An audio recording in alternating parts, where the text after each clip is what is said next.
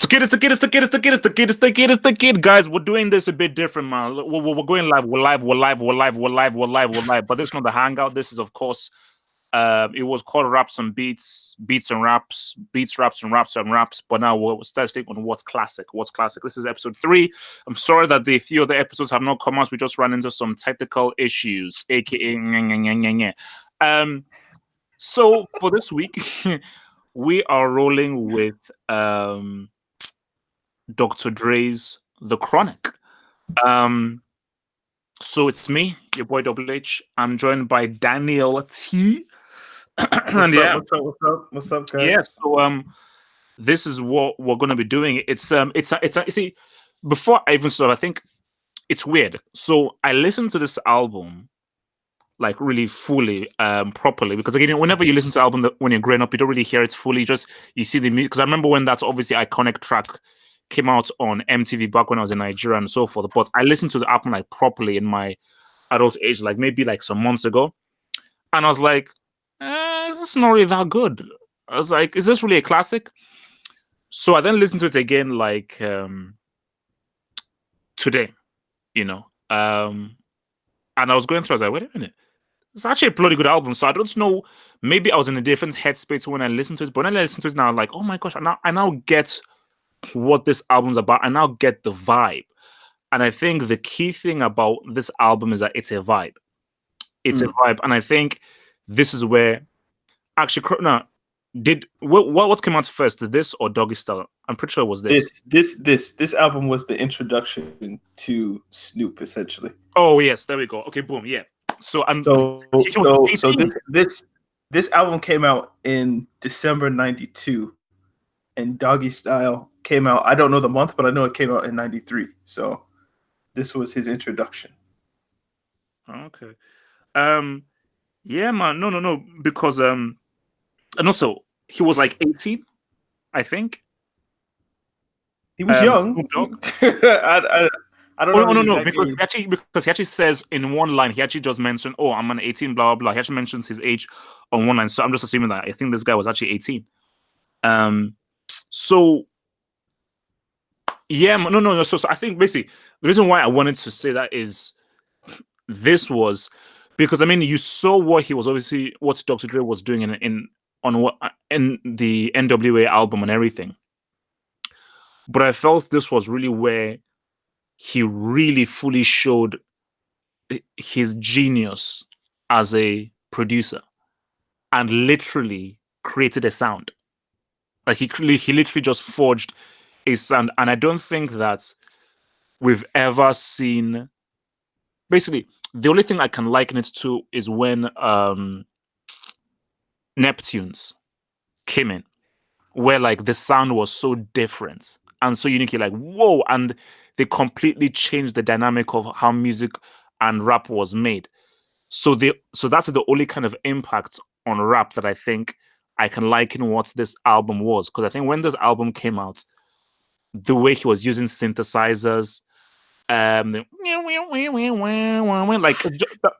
just that sound, because the weird thing is that shouldn't work with rap, because rap was just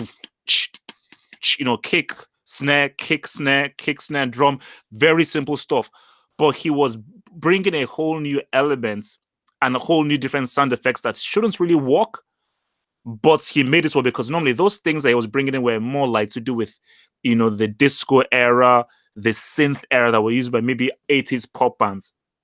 They managed to fuse that and make it a vibe, and I think so. All those guys, whether it's a Kanye West, even a Neptunes and everything, that bring this crazy sound effects into their songs, he started this. Dre started that of really bringing alternative sound effects that shouldn't really work into a rap song and somehow making it work with the beats and so forth. So yeah, that's just really the first thing that really struck out to me was this is one of the greatest impacts of a producer introducing a whole new sound to a genre. You see, one of the interesting things though is Dr. Dre, before he did like the Chronic and got with Death Row Records, and before I think it's I can't remember. I think it's Ruthless Records with Yeah. with NWA. Before he did that, he was a member of the World Class Wrecking Crew, which was a group in the 1980s. I think like 19 mid 80s, right? And he was the producer for that as well. And that was like an electro hip hop old school R&B type of group. So he used electro in the 80s, and then when gangster rap kind of caught on, he was like, all right, let me move to that. So he got with Eazy-E, Ice Cube, etc.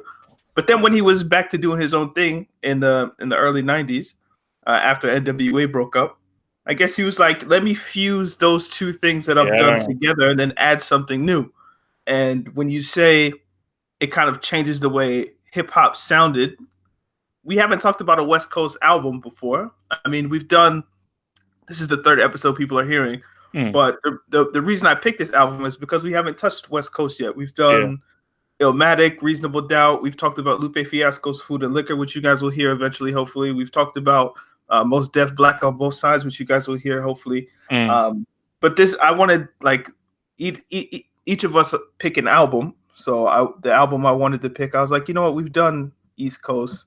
We've done an album from Chicago. So let's do something from the West. So I think when people first heard this, it was like, oh, so this is what West Coast rap can be outside of the kind of gangster rap that NWA made quite famous. And I think when you brought up the Neptunes as a group that kind of changed the sound, the group that came to my mind in a more kind of New York East Coast context was Wu-Tang. Like what RZA did with rap, infusing the kind of, weird samples, Eastern samples, like from China, Japan, whatever. Like how he infused that and made their own sound kind of unique. But I see kind of Dr. Dre as the West Coast equivalent. But sorry to cut you off, but would you really say that the sound specifically was as influential as what the Neptunes or Dr. Dre did?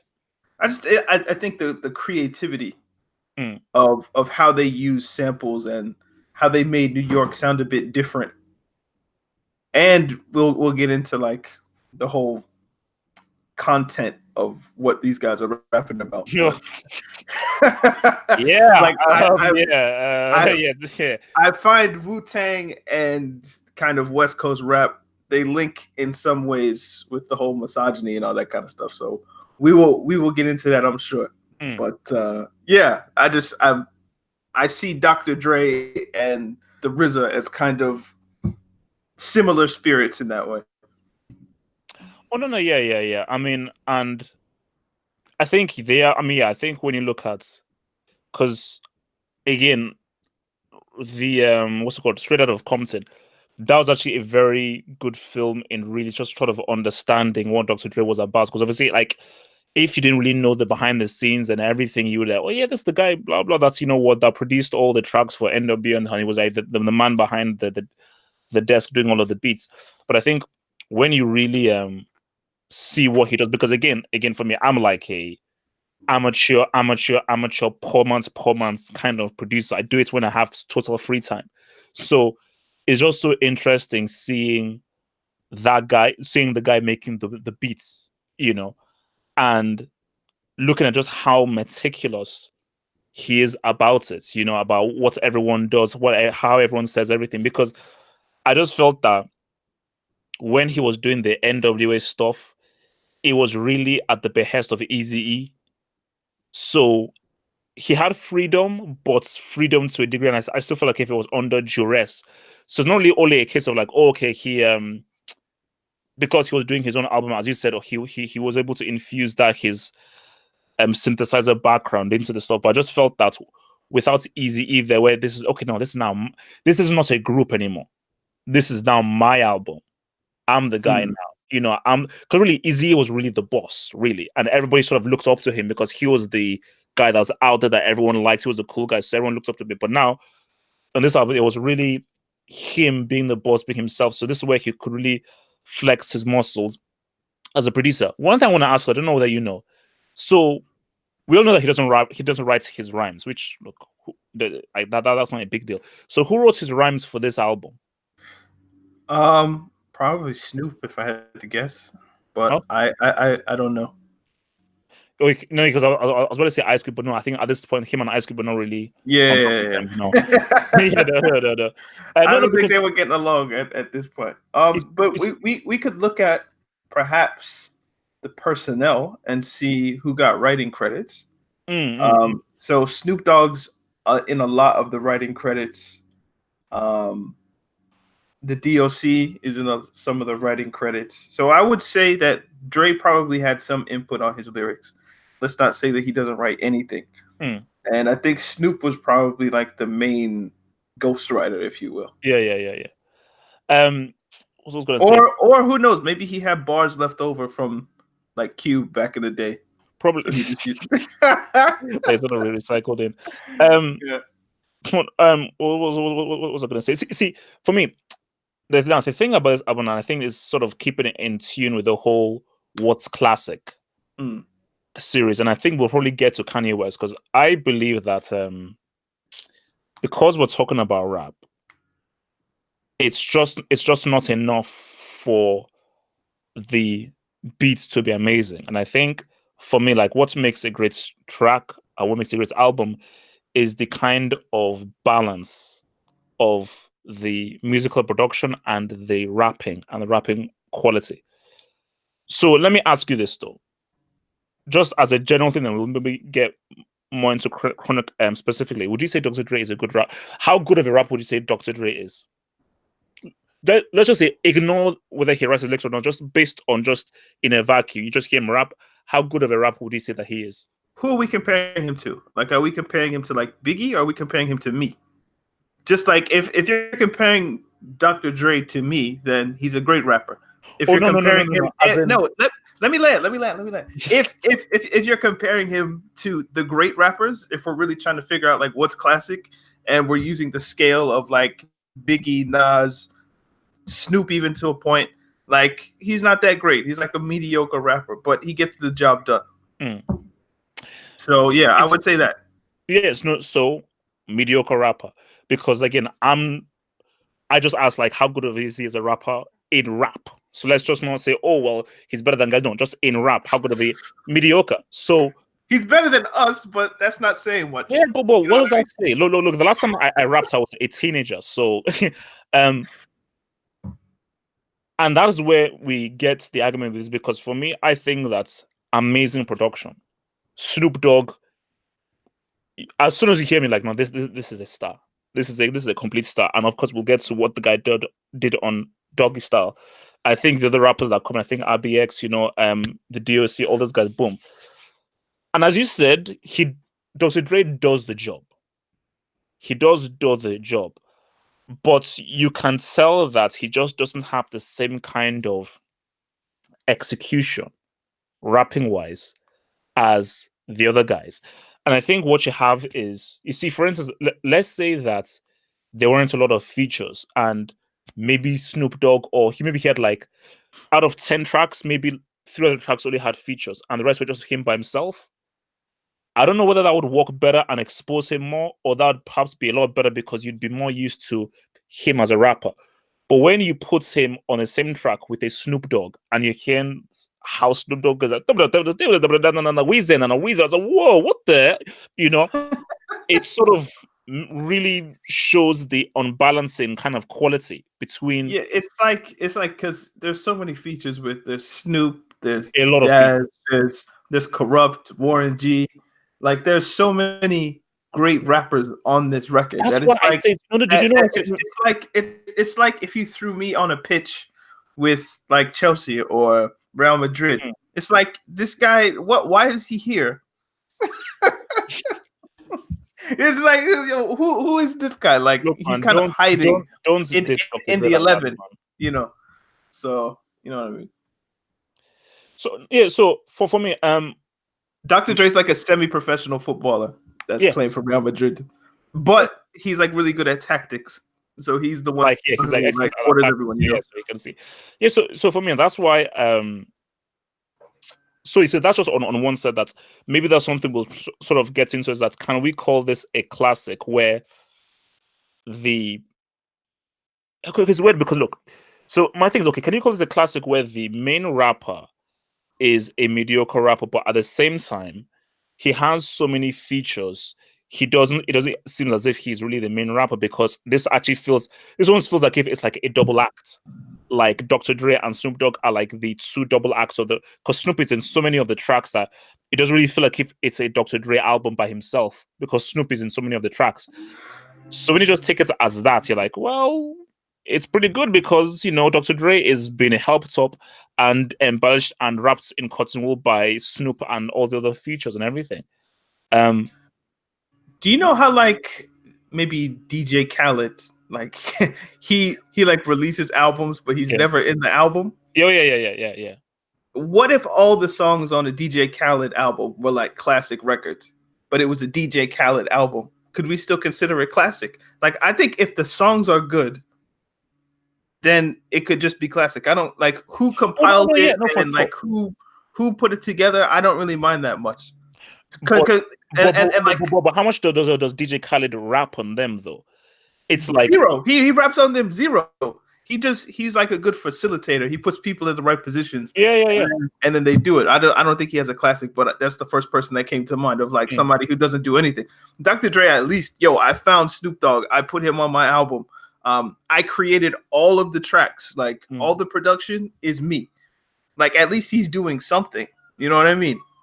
And he's a mediocre rapper, but he's not terrible. Oh no. I never like he is not a bad rapper. Like the word he used is great, mediocre. Like he does the job. If you do the job, you're not bad. Okay. So you don't like Gucci Mane or someone like that. So hey, easy. Oh, Gucci Mane. Okay. Yeah, Gucci Mane is amazing, man. The guy's a goat. He's a clone at this point, but it's okay. Oh yeah, true. I'm kidding. He's tier one. Gucci Mane, I love you, man. So let's sorry. So let's talk about the content of the album, and I think that's something that strikes because I think whenever it's very important, and this doesn't excuse anything, but it is always very important to look at the year that an album came out because it's very easy for us to sort of point fingers of like, oh my gosh, this is so messed up and everything, but 10 years ago, was a different time. Yeah. So I'm so sorry. 10 years ago, society was different. Early 2000s, society was different. In the 90s, so you can trust me. In like 10, 15 years time, people will look back and be like, "Man, why were you guys so obsessed with bloody selfies and bloody tweets and retweets and all this kind of stuff?" People will like laugh at the whole selfie era that we've been living in. But as of right now, it's now the very cool thing to do a selfie, likes, Instagram models and everything. You see, this is something that I think even me growing up, I always knew that okay, so you rap.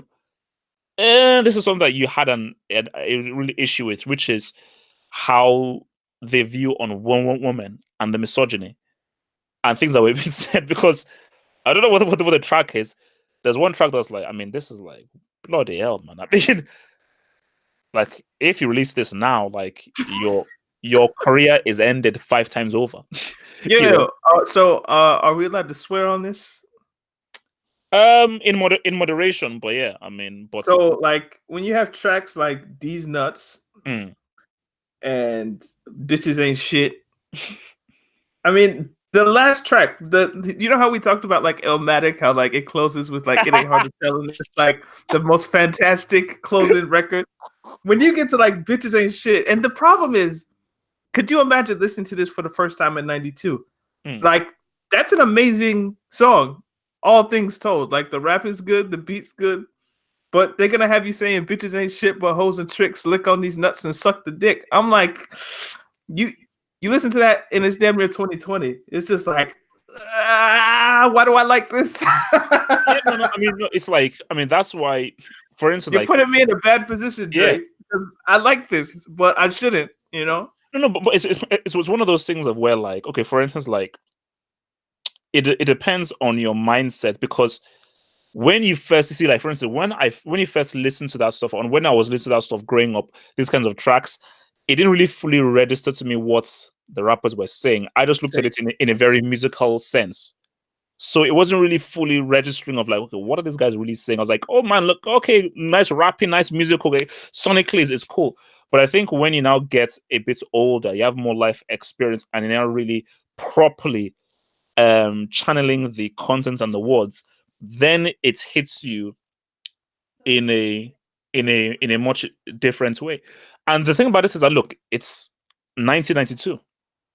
That was a very different time. Rap was still in its infancy, you know, and rap wasn't very kind of exposed to society. I mean, even for let's look at society in the early 90s. Are you going to tell me that there hasn't been a huge seismic change with regards to women in society in the early 90s compared to 2019? Like hashtag Me Too wasn't even a flipping concept in 1992. No, I'm just looking at other records I hear. There's Lyrical Gangbang. All right. Wow. And then track 13, The Doctor's Office, like the skit where he's like having sex with someone in his office. Yeah. She was they're trying to see the doctor boys having sex with. I'm like, you couldn't release this album today and be okay. Impossible. Like, you could try, but it wouldn't work. But also an interesting. This is something interesting that I don't think we sometimes consider. I'm pretty sure people then had a problem with it. I'm pretty sure if you ask women then, they had a problem with it. Some might not have, and some were probably listening to it just like everyone else. But like, it's not like we just got woke now. So I do want to give credit to the people in that time that were like, this is wrong, and it's clearly wrong. But that being said, like, this is coming from a particular place with a particular energy, and this was real life for some people at the time. So the fact that it's put on wax and we can listen to it now, it's cool. Like, people grow. I'm pretty sure Dre wouldn't put this out now. I'm pretty sure Snoop wouldn't rap those bars now. But that was what, 18 years ago. Yeah. So it is what it is. No, and also what is interesting though is that look, I think the beauty about rap is it's the only genre where you can really get an honest insight into someone's psyche. I think when you look at whether it's country music, rock music, pop music, folk music, the musicalness of it with the singing and sort of detracts you from having like an understanding of where someone is coming from. But rap is like, as I said, it's spoken word, it's poetry. So there is a greater intimacy into the words that people are saying. So rather than saying, my gosh, man, look at how misogynistic these people are, it's like, okay, why do guys think like this? Yes. This is why these guys are thinking like this. So rather than just like chastising and say, okay, how has it got to a point where this is how guys are viewing women? What is the reasoning behind this? That's where you can now get a bit scientific into it, as why are guys, because again, rap is all about, this is our experiences. We're not trying to make things up to an extent, but we're really trying to put our experiences on wax. And out there. I looked up just the Wikipedia page. It's like a baseline of the lyrics, and this is a quote from Snoop. He said, "My raps are incidents where either I saw it happen to one of my close homies, or I know about it just from being in the ghetto. I can't rap about something I don't know. You'll never hear me rapping about no bachelor's degree. It's only what I know, and that's the street life. It's all day. It's all everyday life, reality." So if that's your reality, if that was the reality in 1992, which it wouldn't surprise me, in Compton, in like some hood in LA, then there you have it. Like, if that's your circle, then that's what it's going to be. That was the whole era, man. I mean, that was during that was around the Rodney King time thing. So I mean, yeah, but like this is also like you people have different perspectives even at the same time. So obviously this is New York, but like at the same time, Tribe Called Quest was releasing the Low End Theory and Midnight Marauders at the same time. So like uplifting, kind of like cool backpack rap, if you will. So like not everybody was living that experience, but this is the album that we're talking about that has this experience. So we got to talk about it in some way. So what's next? Standout tracks. I think for me, like really, basically the main for me, like, because I remember when this music video, this was my first exposure to Dr. Dre and Snoop, because I remember this was when I was still living in Nigeria, and obviously we used to get MTV when we were in Nigeria and so forth, and obviously nothing but a G thing. And you see, for us, the first time we'd hear a track was through music videos. I mean, do you know how sick this is? Off a tangent, but still the same thing. How sad is it? I look at all these kids now, and you now sort of have to now sort of go onto YouTube and go through Vivo to look at the latest music videos. Most music videos aren't even very good because people don't care about music videos back then. Back growing up, for me, just turn on MTV when MTV actually showed music videos throughout the entire day.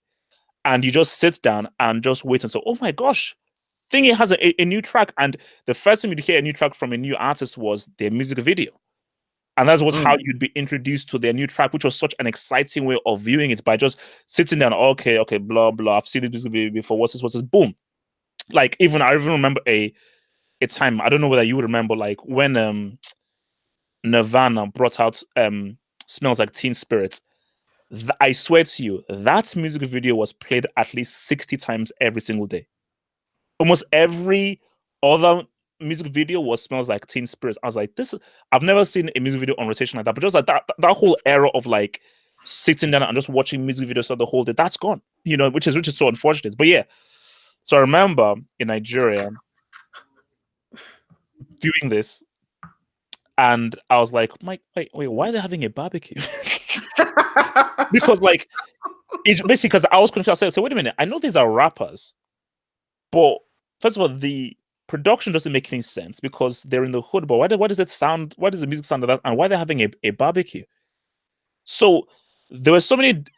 And as a young, I just do not understand all of the different dimensions of like, wait a minute, isn't the hood supposed to be like, you know, that movie I saw, Boys in the Hood and guns and boom, boom, we're trying to be tough and cool. So they're in the hood in LA that I've been shown through Hollywood films is a certain way, but the music is very chill, it's very relaxing, and they're having a barbecue. So, and that was just such an interesting mesh of kind of contradictions as to like the image you're expecting isn't really what you're fully getting, you know? And I think what makes the song so good is that it's a perfect blend of like the kind of vibe of hip hop rap, especially from LA. But there's a great relaxation about it. You know, it can almost be put in the kind of chill out section or genre of like your Spotify or your Tidal. So yeah, like I mean, just like see this track just perfectly exemplifies what the album's about and what Dre was trying to create, the vibe he was trying to create on the album.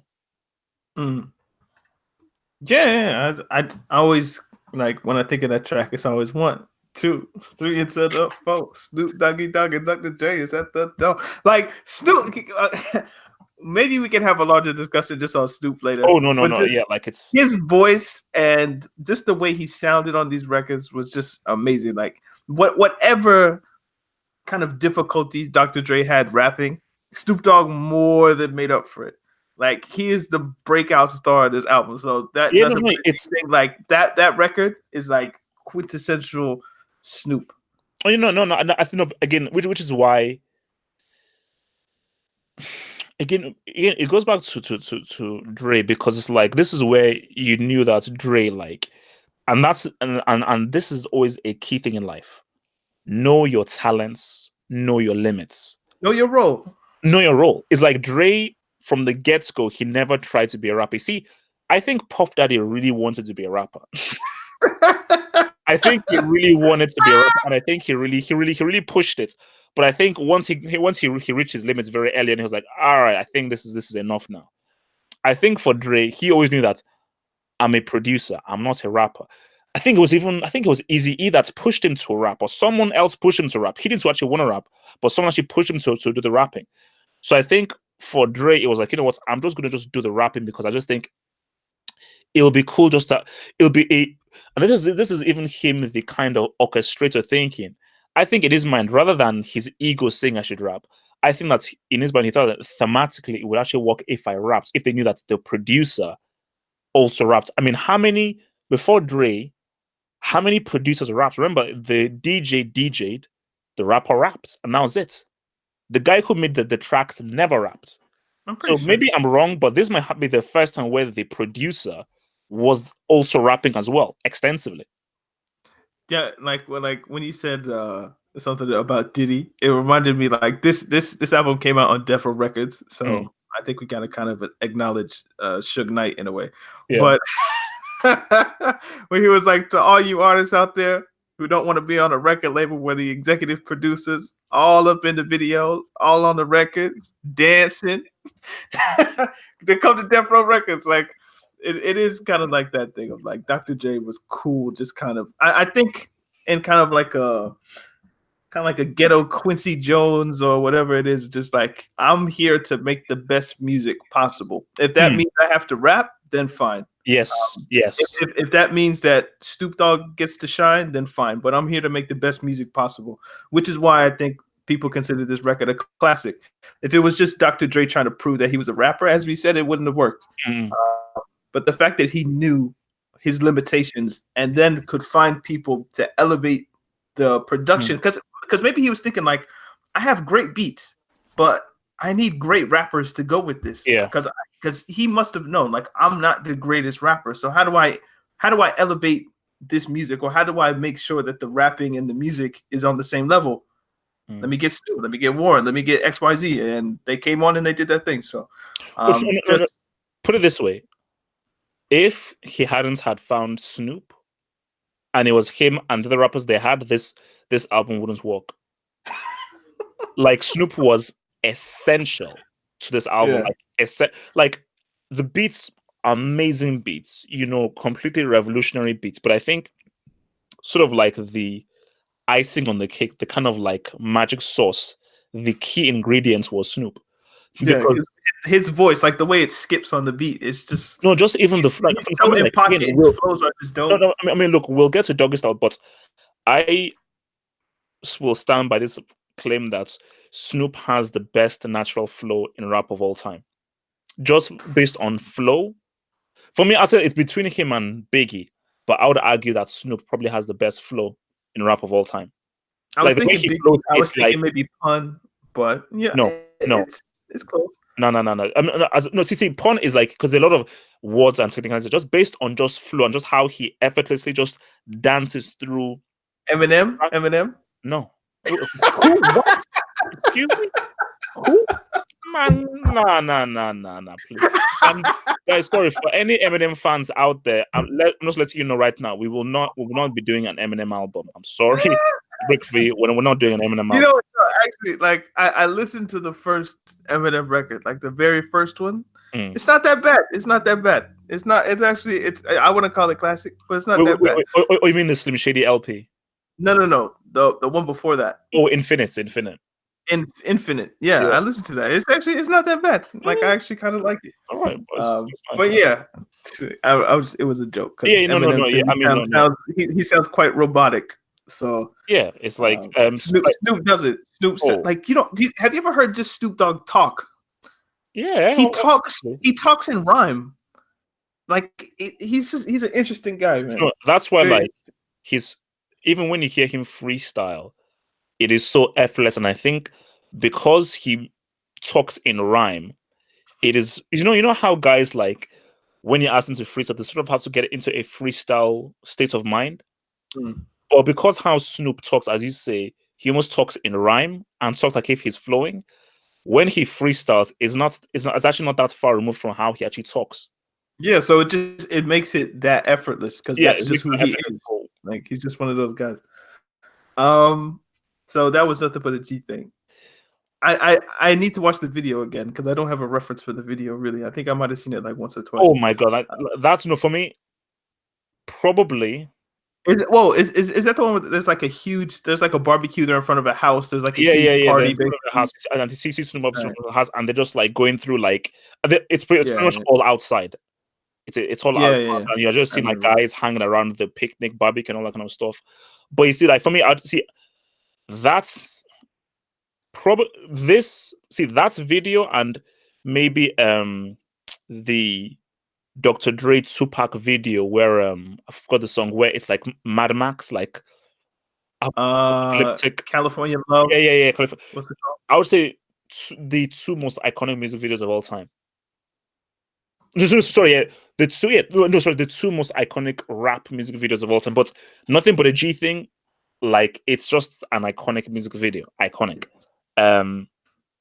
Because when you just think of a song and a vibe going very well with the visuals, because there are a lot of music videos where the visuals don't actually match what the song is, but the music video for this Nothing But a G thing perfectly matched the sound. And I say so that's for me because I don't know what other tracks you're going to bring out. I feel that Nothing But a G thing was a standout. Why are you laughing?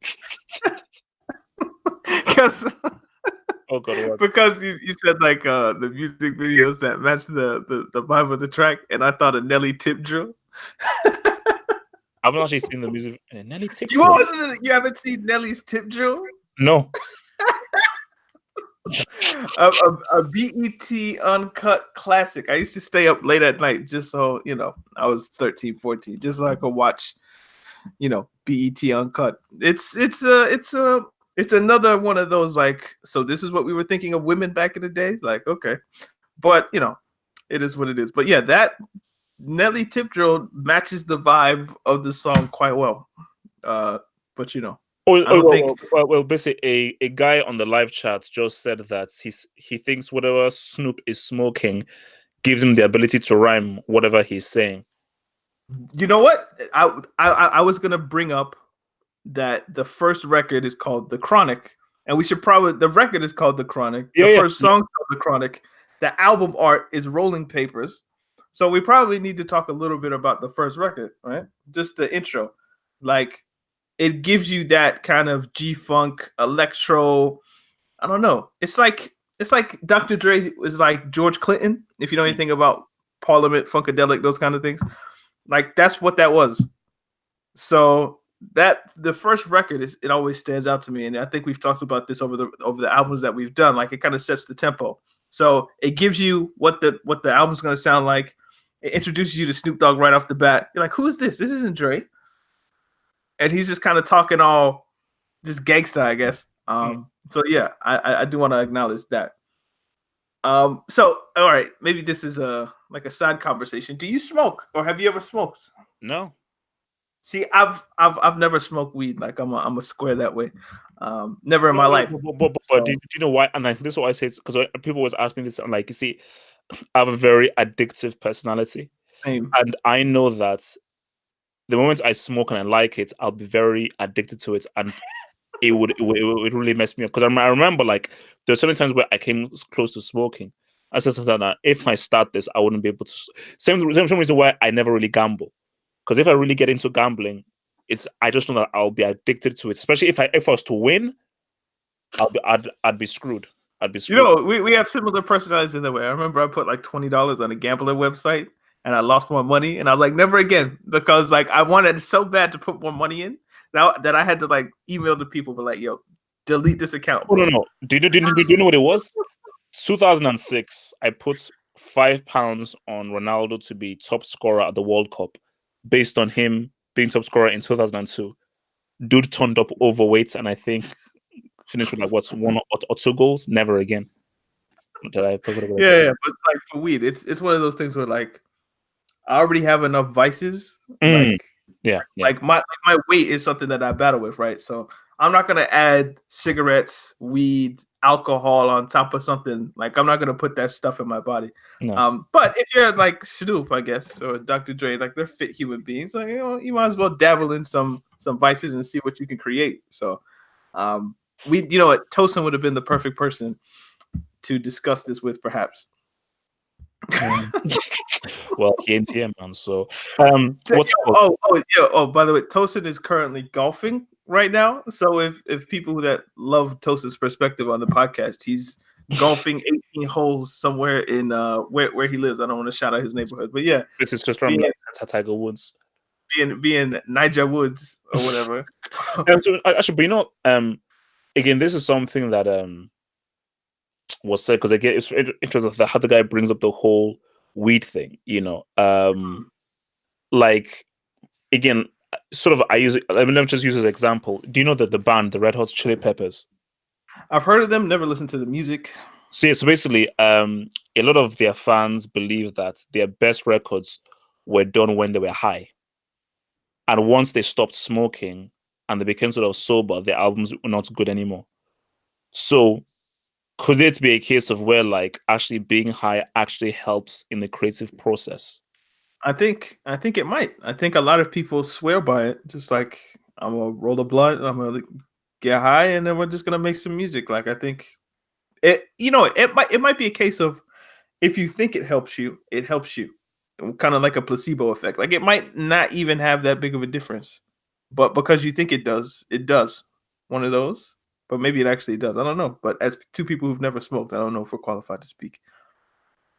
No, yeah, no. For the basic people in the chat are having a discussion as to whether weed is addictive or not. Some people say that you won't get addicted to it.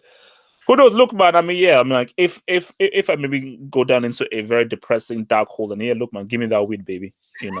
Or not cocaine. I think someone mentioned cocaine. I was like, nah, I think cocaine will be a bit too much for me. Thank you. So like, do you worry about like gateway drugs and things like that? Like, oh, you started smoking weed, now you're gonna start doing heroin and meth and shit. Like, I don't really worry about that because I think I'll be pretty. I'll be pretty cool in that. But the weird thing about weed, man, is like from the stories I've just heard and everything, I'm like, man, it's like because there's so many times where I really want to unplug and just get my mind just to sort of just like zen out, and I can sometimes do that off my own back. But if there's actually like a drug that can just say, you know what, let's just screw this world just for like a few minutes and just completely just put your mind into a whole different. See, already, even me thinking that already that's pretty addictive. For us. I mean, exactly. Yeah. every single day. It's like, why would I not smoke every single time? If I'm, I can maybe chill out and unplug from the stress of this world.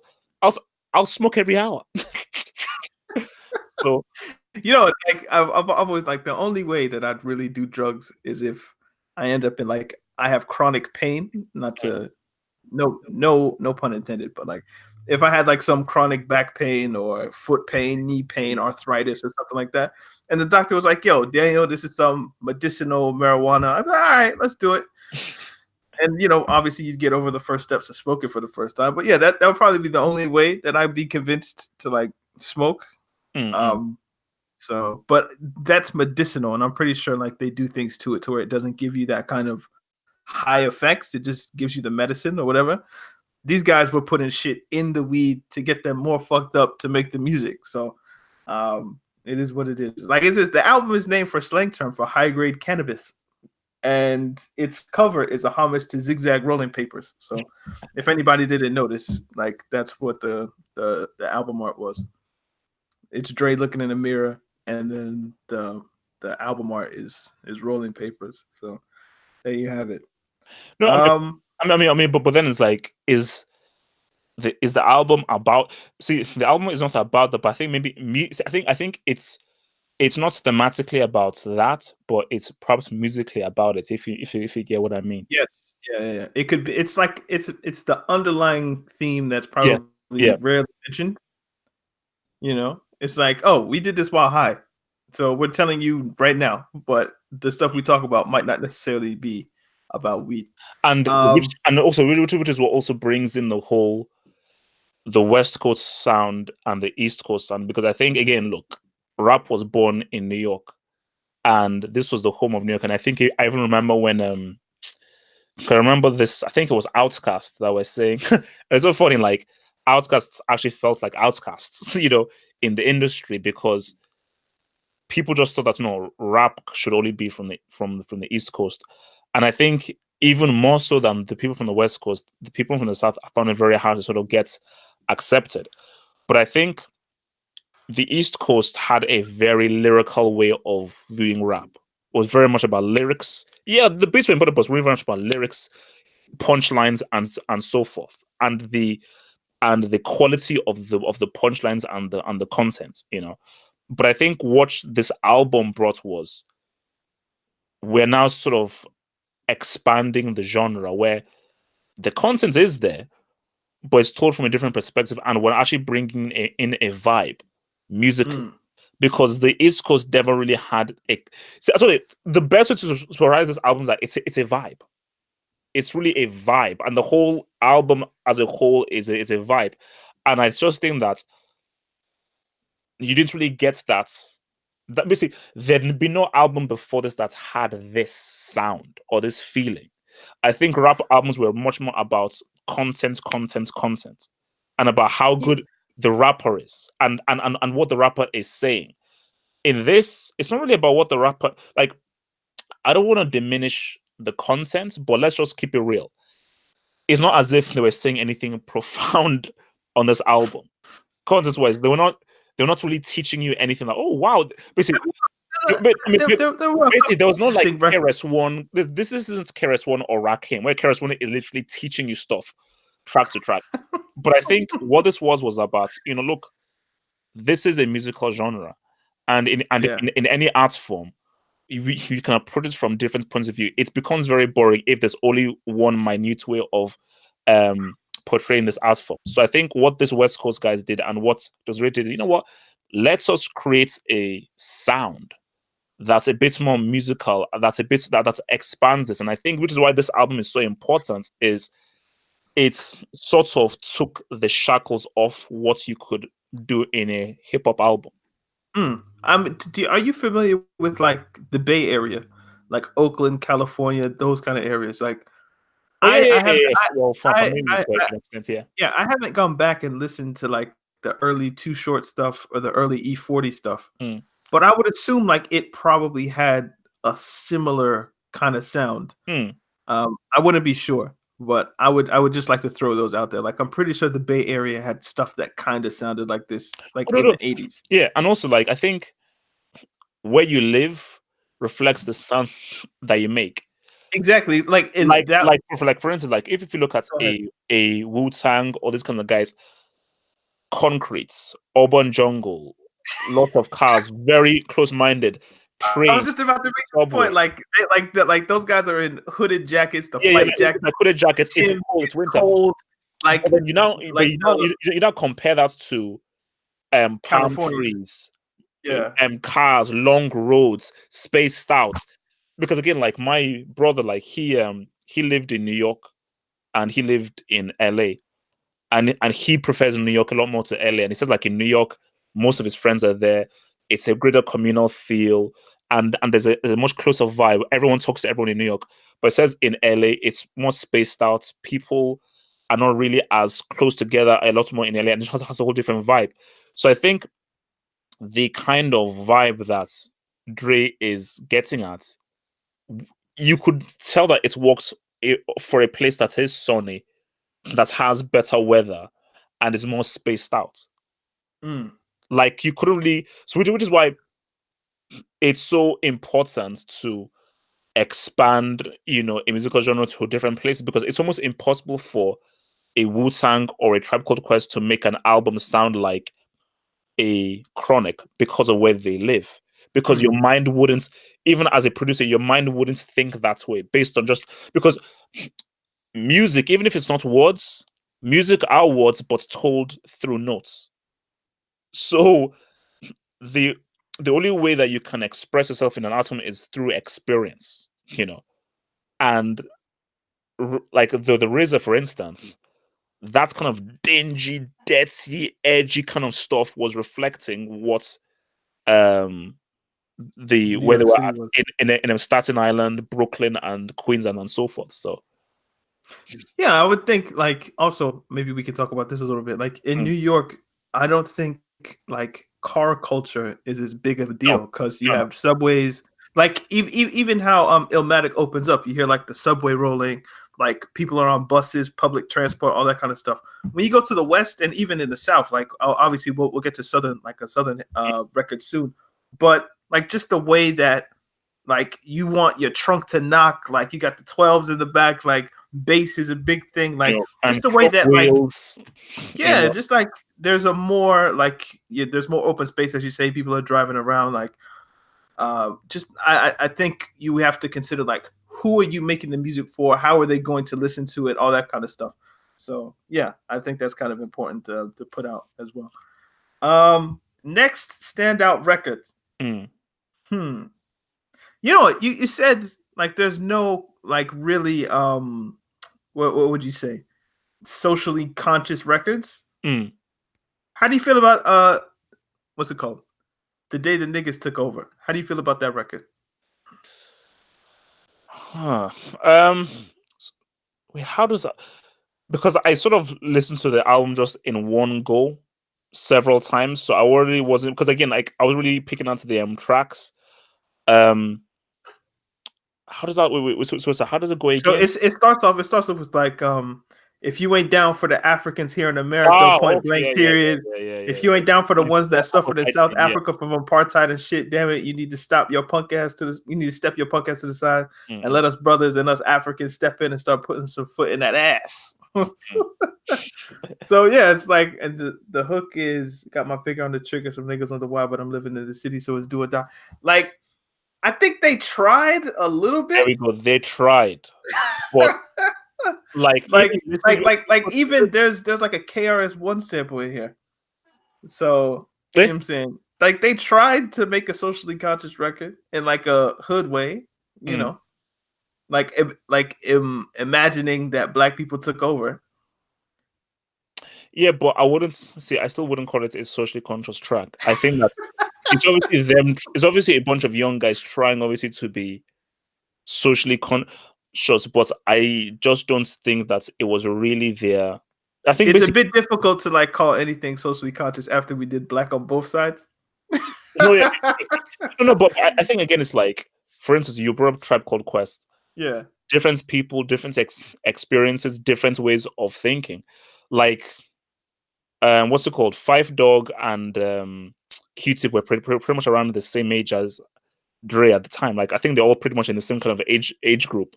But you know, like, trust me, there were 17-year-olds that were very different from other 17-year-olds. Like when I was growing up, even when everyone was 16, there are 16-year-olds that are brain dead, other 16-year-olds that are very socially conscious, other 16-year-olds that are far wiser than their own years. So again, it's like, this not to say, oh no, these guys are just like completely brain dead people. No, it's like, I just think it's obviously being black, especially at that time, at the very base foundation level, you have to have some social consciousness because you're just forced to. You know, it's not like in 2019 where it's sort of like fake woke, you know, in a sense. Like back then, like just based off just how the kinds of things that were happening. Because what's called, wasn't Mandela was released in 94? Yep. Yeah. So he was still in prison at this time. I remember this was now become an international thing. So the fact that you have guys in the West Coast talking about a guy imprisoned in South Africa, thousands of miles away, showed you just how important that Mandela thing was. Wait. Was Mandela was president in 94? When was he released? Or was he president the same year he was released? I don't know. Look, we have to look this up. I'm pretty sure he was released in 94 because I remember no. He was president in 94. All right, here we go. Mandela immersed himself in official talks to end white rule, and in 1991 was elected ANC president to replace his ailing friend Tambo. 1990. He was released from its gates. I think it's talking about some prison in February 1990. So he was president in 94, but he was released in February 1990. There you go. Little South African education for you guys. No. Sorry. Okay. So it was okay. But before I get back to you, I've got to respond to this. Dude, someone said KRS-One is boring. What? Bro, I'm sorry, man. Like, I know that you may be a subscriber or anything like that, but I'm sorry, that cannot hold. KRS-One is one of the most important, influential, and personally for me, one of my most personally influential rappers, personally for me in my life. So you saying he's boring? Nah, that can't slide, bro. Have hope. Like, let's be honest. If you're under the age of, let's say, I don't care. 25, No, I don't care. No excuse. No, I don't care. I don't care whether you've just been born. I don't care. You can't say that. like if you aren't used to listening to rap that's from the 80s, like I could see how someone could call it boring. Like it's disrespectful to call it boring because of what it means and what it meant. But I wouldn't say like that's a off base message, especially because I'm assuming this person is probably of a certain age. Like I get it. Well, I don't agree, but I get it. So please back to Mandela. So when was he released? 1990, Oh, the year of my birth. Oh, So wow. yeah, he was released from prison in 1990, and then elected president in 1994. Oh, okay. Oh, wow. Okay. Yeah. All right. So he had that gap because I was like, "There's no way he got out of prison and became president in the Yeah. same year." Like, so were they voting for the guy in prison? Like, nah. Shout out Julius Malema, by the way. So shout out Juju. Okay, Yeah, so next record. I will let you take the next record. We could probably do like 2 more records that stand out, and then no. For me, like I'll be real. I'll be real with you. I think Nothing But a G thing is really the one that really stands out for me. Like basically, put it this way. Nothing But a G thing for me is the real standout record, real standout track. But I think the album as a whole has a very nice, similar vibe to it, where you can listen to it like seamlessly in one. But I think as far as a track that's like, oh wow, this is a track that really jumps out at me, I think I can only really say Nothing But a G thing. But so but that doesn't mean I can't call it a classic. Like you don't have to have, put it this way. If let's say you have one standard track, even no standard tracks, you can still be a classic album. So you don't have to be a classic album and have to have like 3, 4, 5 standard tracks. No, So as much as we've kind of called Dr. Dre not a great rapper, Mm. my favorite track on this album is "Let Me Ride." Why so? Just I love the beat. And like we've kind of pointed out, his rapping isn't that bad, and I like hearing like his voice isn't bad. It's just like more the flow and things like that. Like I'm pretty sure Snoop wrote these lyrics, but that's neither here nor there. Let me quickly grab my headphones, man. Just Yeah. dramatize myself. I like it. I like that record. So that's probably. And Lil Ghetto Boy. I love that record as well. The rest of them, like, I could really imagine if you're like a white kid, or just like you want to be racist. No. Like, we know who's buying records in the 90s. It wasn't necessarily black people. So could you imagine like you're a 16-year-old kid from the suburbs and someone says, "Yo, have you heard The Chronic?" And they have songs like "These Nuts" and "Bitches Ain't Shit." Like, oh, so this is how black people are living XYZ. Like, I could imagine this is probably why records like this probably blew up, because you were trying to be kind of subversive and rebel against your parents in some way. Like that, to me, that's like the market for this kind of stuff. Which is why I feel like this record probably is considered more classic, because like the record "These Nuts," like were black people really feeling records like "These Nuts," or was this like a consumer who's like not used to the area that's just like, ooh, this is interesting? You feel me? Like, I'm just looking at the names of the records again. Like Lyrical Get Bang Gang, A Nigga with a Gun, Lil Ghetto Boy, The Day the Niggas Took Over, Fuck with Dre Day. Like, they're swearing in the titles. Like The Roach, Stranded on Death Row.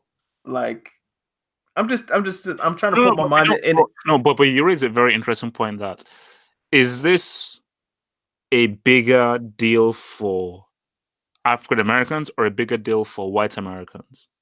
This album, I don't know. I'm gonna answer that. It's a tough question. I'm just trying to put my mind into the consumer of someone in 1992 Mm. And for me, I'm guessing most of the consumers, just based on population numbers and demographic numbers, are like white, middle aged, like 16 to 25, like high Mm. school, college age, who are being exposed to what Dr. Dre is offering from the West Coast and being like, oh, this is interesting and subversive. And Because you see, what's interesting though is how well was this album received at the time on the East Coast? that's an interesting question. That's a very interesting question. Because for me, remember, by 92, KRS-One had released, Rakim had released, Tropical Quest had already come out already. So you had, and that was the thing, and those guys were known, and these are the lyrical guys. So just this album, the sound, the whole thing, and especially, and even these notes, the skits, and so forth. Would the East Coast have viewed it as, oh wait, what is this? This is just pretty thin, the contents here. Yeah, yeah. I could imagine people being quite on the East Coast being quite highbrow Yeah. about it. Like we rap about real stuff. Like our music is like boom bapish, and yeah, it's Mhm. probably it's some of the reason why I think New York rap kind of stalled out once you got to like 2003, because everybody just wanted to be just like the old school. You know what I mean? Like there was Yeah. like very little progression because they were stuck in their ways. No, So no, but I could imagine them looking at this like, ugh, like what is this lowbrow mm. bitches ain't shit, huh? Like but, we but, but, but, conscious over here, you know what I mean? but what's interesting is like even whenever like I think of like people say, okay, name your top 5 rappers or top 4 rappers and everything, and I just name them. I then take a step back and say, wait a minute, all the rappers I named are all from New York. you know, I was like, what does that say? Because that's so ironic. Because That's I because just, that's because we appreciate the lyricism of it all, you but know. why New So like York though? once It's like it's such a wide world. Why does it have to be just this city? That's because out of the it originated in New York, Bronx to be specific. So that is what it is. Like you have Jay, you have Nas, you have Biggie. Rakim, That's three. KRS. That's three of your top five already gone. Mm, And then who are the other two? You're gonna bring up Scarface. You're gonna bring me Snoop. You're gonna bring me KRS Common. One. Yeah, who you gonna bring me? Probably somebody else from New York. Yeah.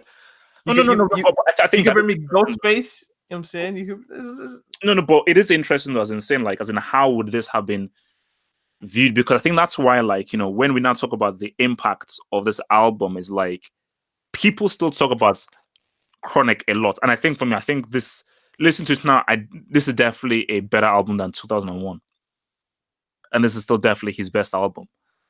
But I think that it's probably been more revered as the years have gone by, because I think like at the time, I don't think people, especially in the East Coast, viewed this as that much of a big deal. I think it was big based off how popular NWA was. And I think that's why we now bring in like White America. I think because NWA was such a massive group, I think the world international, I think White America really sort of fell in love with this because it was a very good kind of cousin to what NWA was. But I think on the East Coast, they would have like, this is so far removed from what we're doing. It's like, nah, this isn't really rap. And it's like, yeah, this dude can't even rap as well as all of us. And yeah, he's got this really good, talented 18-year-old. But yeah, this guy produces some interesting stuff, but like this guy can't rap as good as us. But I think as years have gone by and the South has come up, Detroit has come up, and so forth, and New York has sort of lost its way. People have now gone back and now seen just how important this album was, because look at how Dr. Dre is arguably one of the most influential people in hip hop, and that sound has pretty much, because when you look at the next episode, Still the DRE, these are direct evolutions from the Chronic, and those are two of the biggest hip hop tracks of all time. So I think like New York just never really, you see, and that's the danger. That's the danger. New York never really truly evolved, whereas Dr. Dre and the West Coast, they evolved, but Dr. Dre specifically evolved. I mean, am I wrong in saying that, or am I off base there, or? I think that would be up to people's own interpretation of like what they hear in the music. I think like some people could argue that New York has devolved instead of evolved. Like you have people like Designer from Brooklyn trying to sound like they're from Atlanta. So I mean, like, Joey Badass is literally the only New York guy that would yeah, say, like yeah, ASAP Rocky's from Harlem and he sounds like he's from Houston. So you could make an argument that they're evolving, but not in a way that you would have thought if you listened to records in '92. I also want to point out, I saw someone say that I said black people weren't buying records. Like black people were buying records, but this album sold probably 6 million copies in the United States. Who do you think both bought most of those records? Come on, man. Like let's use our brains here. Not saying you haven't, but like the people, like if Lil Wayne sells 1 million records in a week, who's buying those records? Mostly white people. So that just because they're the biggest demographic in the country. It's not like a big statement, but yeah. So wait, why are people saying Jay-Z is trash? Damn. Because it's fun to say Jay-Z is trash now. Oh yeah. Also, there's you are reading a comment section on YouTube. Have hope. You're reading a comment section on YouTube. You think there's going to be really, really philosophical and wonderful comments there? Like, thank everybody for their comments. But obviously, some people are just here to troll, right? So. Well, oh yeah. Shout out to ICQ Pimp. You know, we go way back. He says that rap as a whole has devolved. You could make that's a solid argument. You can make that argument. Actually, okay, and also again, this is what he said again. He said, where is Dr. Dre at right now again? Evolved into what? He evolved into selling his rights for his headphones to Apple. That's what Dre evolved into. That's very close to saying he evolved into a coon. That's very close. That's very close. Okay. You know what? Can we have an honest conversation about Dr. Dre? What is your okay? Let's have it. Okay, how honest do you want us to be? As honest as we can be on these airwaves. Oh boy. Okay, here we go. You see, and I think this is, it's in line with the Chronic and so forth. Dr. Dre is extremely rich. He's not rich because of the Chronic. He's not rich because of 2001. He's not rich because of the beats. He's not rich because of Apple. Why is Dr. Dre extremely rich? EMI.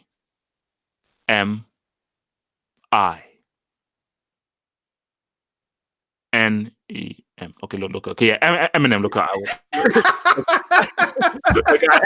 lost my way. Am I spelling this right? Okay, look, I messed that up. Okay, yeah, Eminem. I messed it up. So this is the danger of doing this live, bro. You forgot how to spell it. So basically, I would definitely basically cut that out because no one's basically. Yeah. Hey, look, I messed up. So basically, look, that is why he was like, how do I spell this again? So wait, am I missing an E? Was that an M after an I? Okay, yeah. You could have just done M and M. So because I think, because whenever we do these, whenever we do these album reviews, we don't just look at the album. We look at the artist because it's a dissection into the artist as well. And I think that when I look at Dr. Dre, I felt that, look, I get the whole Eminem thing. You found this guy, and it was like a golden ticket. And this just shows you the brilliance of Dr. Dre. Without Dr. Dre, Eminem is nothing. You're just another skilled rapper. And look, Eminem he's still skilled, but a large part of the reason why for me, I would say it's 60-40 in Dr. Dre's favor as to why Eminem is that successful. 40% Eminem, 6% to Dr. Dre, because those beats were so amazing. Doggy Style. I mean, for me, Doggy Style, I would say it's 50-50. 50% Snoop, 50% Dre, because Snoop, that rapping style was just so unique. that like Snoop just has a distinctive style that nobody can even come close to. Mm. But see, my issue with the whole Dr. Dre thing is like the optics just look really weird. It's like you've pretty much you found this guy, this white guy rapper and so forth. You know, you're behind him and everything. And the thing that just rubbed me the wrong way was like, ugh, was when you look at that Without Me music video where he's dressed as Batman and Eminem is like dressed as Robin. And it's like it's like slapstick stuff, you know. And the issue that I just always have is that because again, like you see, because I was watching the have you watched the Netflix documentary? I forgot what it's called. It's about the Hughes brothers, where it looks into Dre and Jimmy Iovine and how they No, I came haven't seen together. it. Oh no! What's the name of it? Do you remember the Oh name? my god, guys! If in the comments below, can you please the Netflix documentary with Jimmy Iovine and Dr. Dre on Netflix? If you could just put it in the comment section what it's called, I'll be fully grateful. But yeah, Is like is it one that looks at hip hop in its totality, or is it very no. specific on It's Dre? it specifically channels Dr. Dre and Jimmy Iovine and how they grew up. Thank you guys. Anakin Skywalker, thank you. Defiance ones. Thank you. Defiant ones. Okay, Defiance ones, thank you. I'll check it out. Yeah. Thank you. So when because obviously he basically they talk about how he found Eminem and everything and how when he picked Eminem, he said like, yeah man, there are a lot of like racist mofos because people that say, why the hell is Dr. Dre, NWA, Chronic, Snoop Dogg? Why are you aligning yourself with a white rapper? You know, and I think because a lot of people's fear was, oh my gosh, they're going to basically like whitewash rap.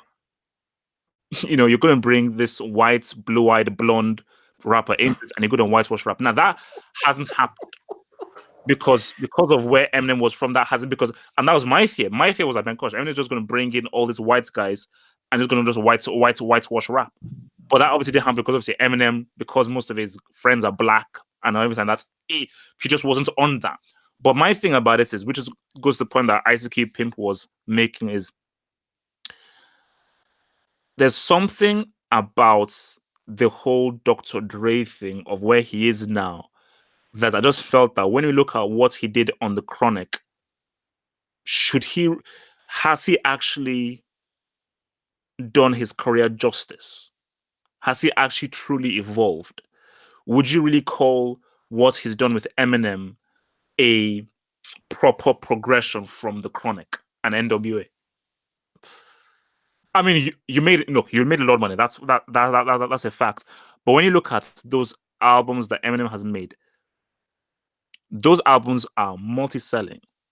They don't have the same impact that the Chronic made, and none of them is of the quality of Doggy Style.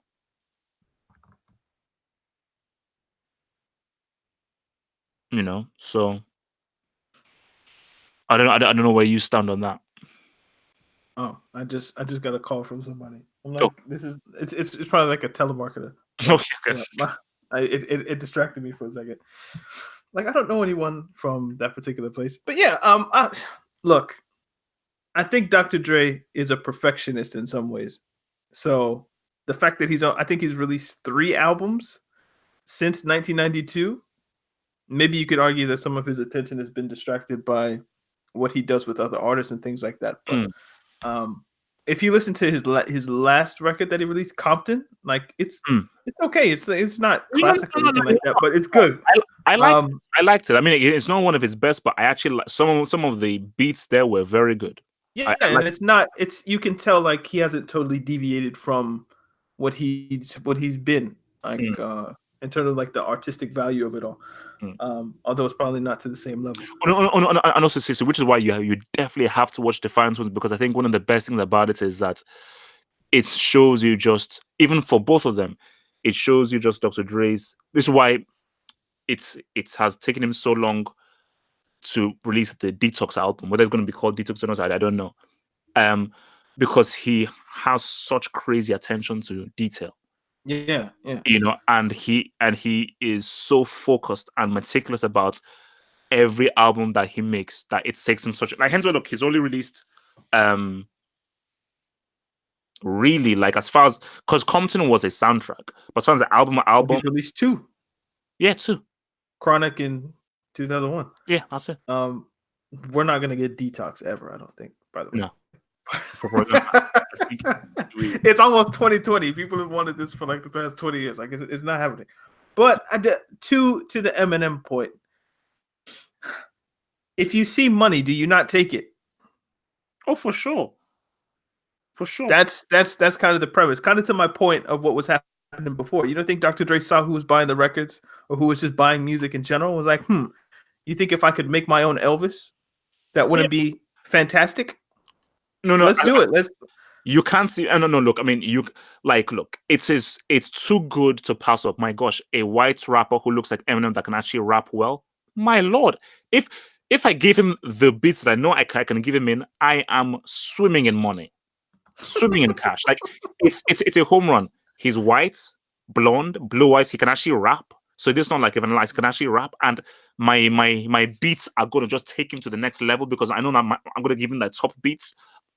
Like he's even said in the documentary that like when he played the my name is when he played the beats to Eminem, instantly Eminem like found the hook and everything. So yeah, I mean, you can talk about integrity, you must stay loyal, you must try and be real. But look, as he said, look, man, if there is a lot of money to be made, and the Eminem thing was it was a gold mine unlike any other. He is by far the best-selling rapper of all time.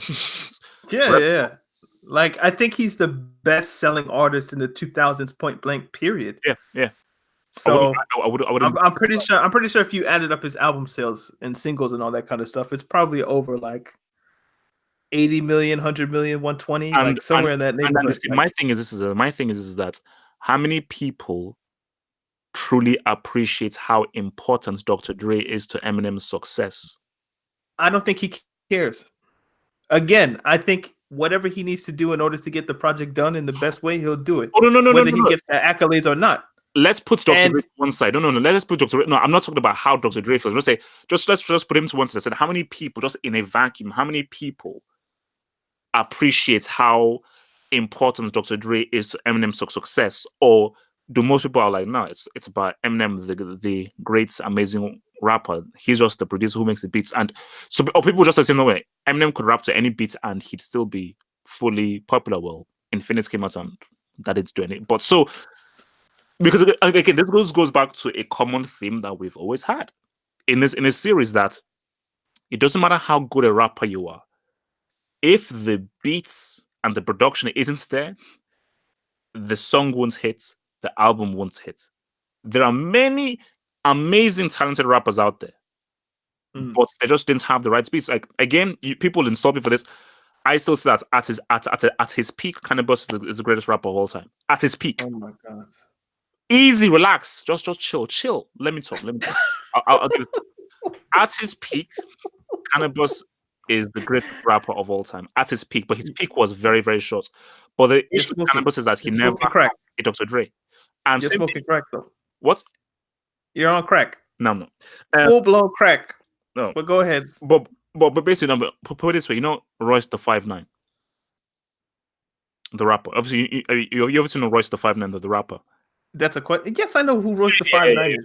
But, you know, in my view, I believe that him and Eminem are pretty much similar in talent-wise. And when they rap on the same track, they you can hardly tell them apart. And Royce the 5'9", he actually told the story. So basically, he had a choice. It was either go with this production house, I forgot what they're called, for loads of money, or take much less money and be signed by Dr. Dre. He went for more money. And he said that in hindsight, even if he doesn't like living in regrets, I say in hindsight, he would have gone for less money and gone with Dr. Dre. But because he didn't go with Dr. Dre, he went for more money. You never really heard about him for all that time. Even if talented rapper, amazing talented, but he went with Dr. Dre. Whereas I can guarantee you, if Royce the Five signed with Dr. Dre, he would be much more highly regarded because it's flipping Dr. Dre. You know, Mm. so that is the importance of that's, and I think people undervalue how important a producer is to a rapper or to a rap album. People really undervalue the importance. People just think that, oh no, if you're an amazing rapper, you're an amazing rapper. No. Like, look at Eminem in the last few years now without Dr. Dre. The music has been trash, complete and utter garbage.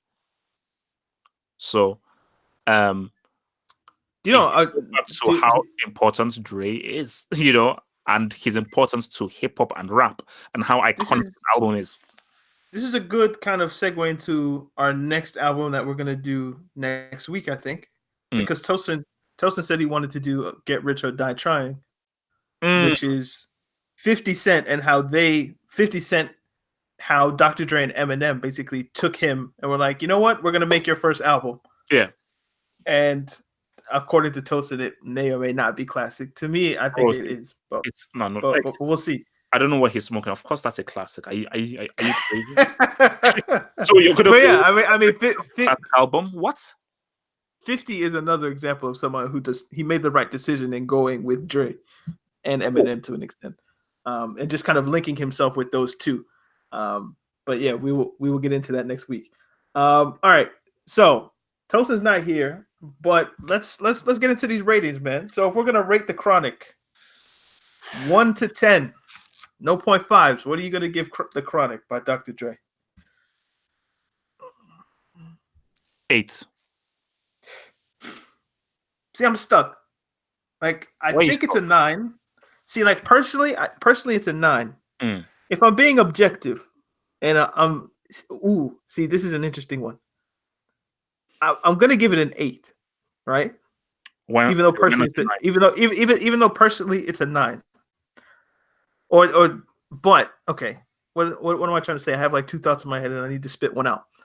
If we were to rate this in terms of like, you're listening to this for the first time in 2019 with 2019 standards, what would we give this album in terms of like in the Me Too movement, in the woke era? What is The Chronic by Dr. Dre out of 10? Like, would people give this like a 2 or a 3? Oh yeah, no. Like 0. Like 0? In the Me Too era, 0. It gets 0. How you gonna give this anything more than a 0? With bitches ain't shit. Like, come on, man, you can't do that. No. Look, not 0. Right. Okay. I don't really care about the objectivity of it all. I'm gonna give this a 9. I don't care. I'm gonna give it a 9 because I like it. Okay. There you go. Wait, so why are you going from an 8 to a 9? Because I feel like an 8 is like it's borderline classic. I feel like 9 or 10 is definitely classic, and I feel like this album is classic for all the reasons that we outlined. It sets 8 can still be a classic. Like look, it introduces us to Snoop Dogg. It sets the mood of LA. It revamps or just kind of puts it. No, you said that no 0.5s. 9 is, you're saying that this thing is near perfect, bro. 10 is perfect. 9 is like almost perfect. 8 is like good. So are we saying or great? No. So yeah. 8 is great. 9 is almost perfect. Okay, perfect. All right, you've swayed me. So what is a 7? Good. And then 6 is like trash. I don't think anything we'll do is like a 6 though. Yeah. No. So we have good, great, almost perfect. Although I was close to giving Food and Liquor. Basically, if Food and Liquor didn't have Cake Push, I'll probably give it a 6.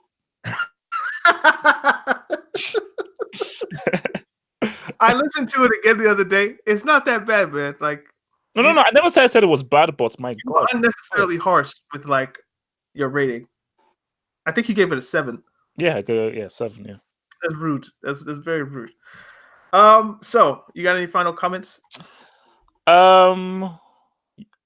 Basically, yeah, man. I mean, listening to the album again, man. Again, it's like it speaks to someone's. It's not easy.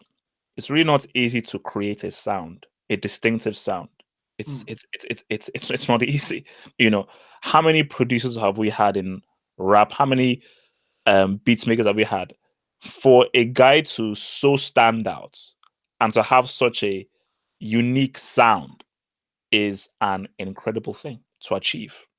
So for your sound to stand out amongst the thousands of beats that we've had, the hundreds and hundreds of producers that we've had, I think it's an incredible thing. And I think in what you saw from the Chronic was an important evolution for hip hop and sound, because if for instance, rap, let's say like rap could only be done in the East Coast and nobody could do rap apart from anyone in the East Coast, it would truly harm it and it would become stagnant and it would become very stale. Because again, what you've seen is that the Chronic, in my view, has influenced and helped other guys from the East Coast, West. As you said, people even from New York sound like people from the South or from the West. So the Chronic was really the first album that really allowed rap to sort of like spread its wings and say, actually, no, let's just try and really just stretch our creative limbs to really do different things with this genre. So I think it is. I think it's like one of the first. I think like NWA, like Straight Outta Compton, might have been like the first one that people were like, oh, so this is what they're doing on the West Coast. But this is like a more refined version of Dr. Way Dre, more refined, and his overall kind of arc. If you go from what he was doing with the Worldwide Record, I'm forgetting the name because we've talked so much. But I think. How would you sum this record up? I think it's a record of its time, but one that you need to listen to if you want to study hip hop and why it is like it is.